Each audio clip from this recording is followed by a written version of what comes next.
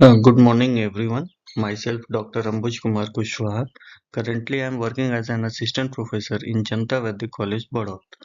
Today, we are going to study about a very interesting and important topic, that is infrared spectroscopy. Infrared spectroscopy is a type of spectroscopy. That means spectroscopy is used for the detection of structures of any chemical compound.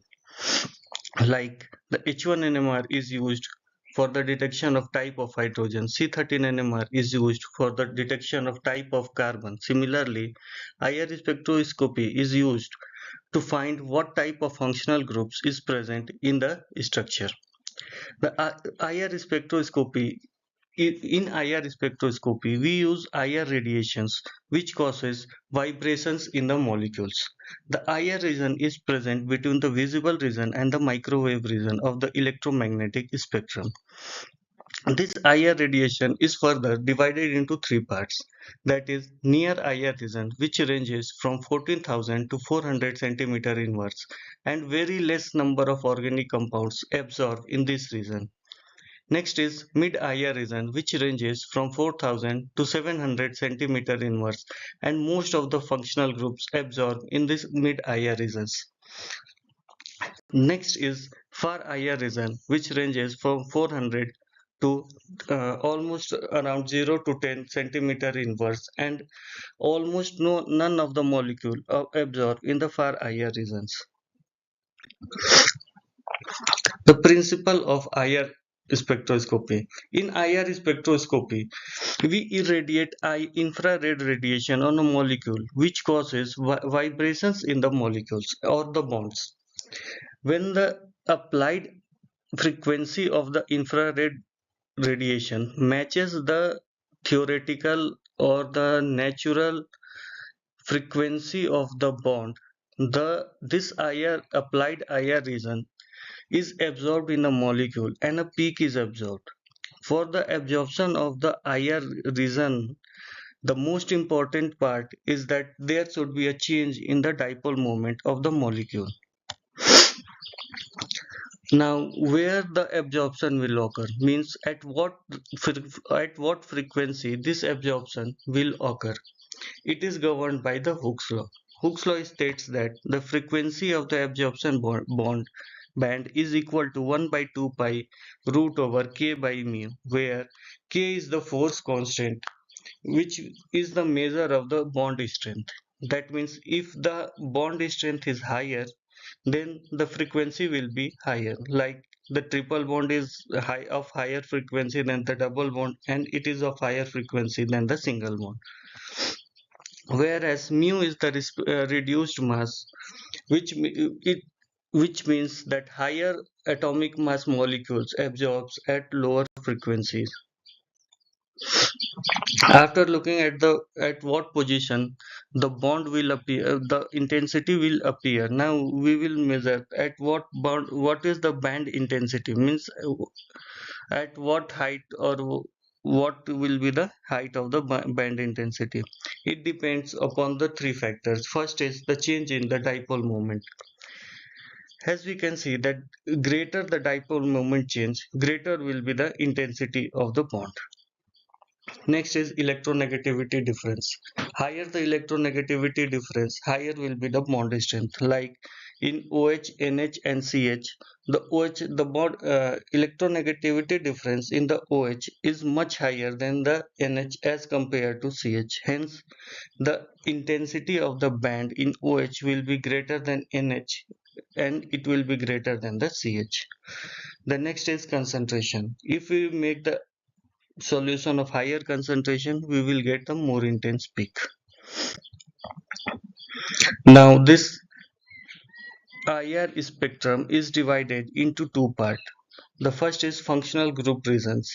In the functional group regions, the absorption of all the functional groups occur, and it ranges from 4,000 to around 1500 centimeter inwards. And the next is fingerprint region, which ranges from 1500 to 700 centimeter inverse.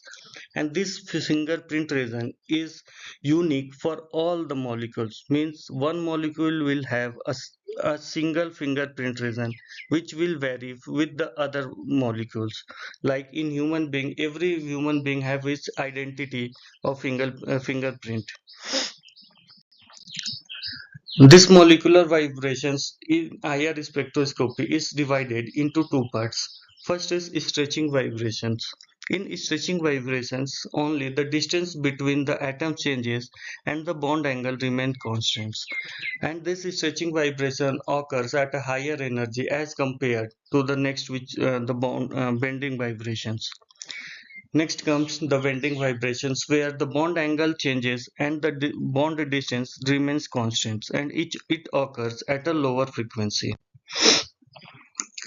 The stretching vibration is further divided into two parts, the symmetrical stretching and the asymmetrical stretching. In symmetrical stretching, the bond angle does not change as we have seen in the stretching vibration, but both the bond angle either is stretched or is contracted in the same direction, whereas in asymmetric stretching one bond is stretched and one bond is contracted.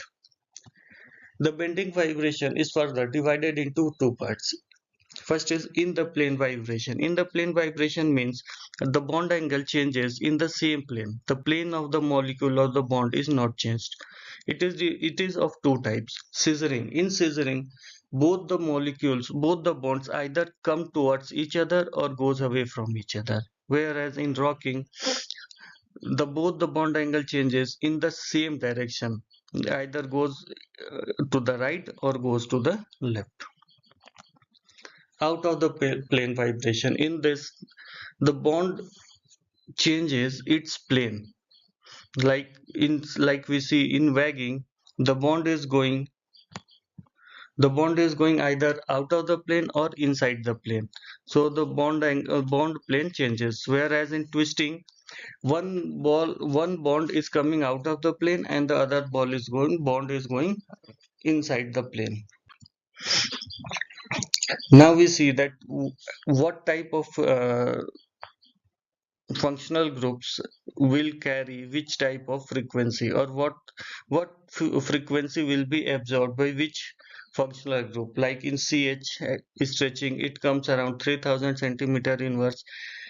In alkene it comes around 1700 centimeter inverse. Similarly in amine it comes around 3500 centimeter inverse.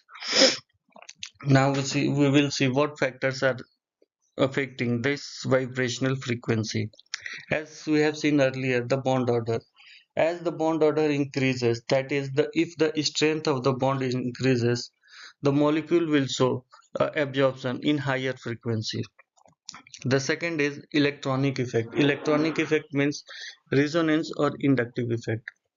If the bond order or the bond strength increases by any resonance or inductive effect, then the frequency will increase. And if the bond order or the bond strength by the frequency decreases by the electronic effect, then the frequency will be decreased. Next is hydrogen bonding. Wherever a hydrogen bonding is present in a molecule, it will lower the frequency of the bond. Next is ring strength. As the size of the ring decreases, the frequency of the molecule also decreases. Now, are the some of the applications of higher spectroscopy. The higher spectroscopy can be used to determine the functional group of the molecule. It can also be used to determine the purity of the compound, how pure our compound is. It can also be used for reaction monitoring to see whether our reaction is completed or not.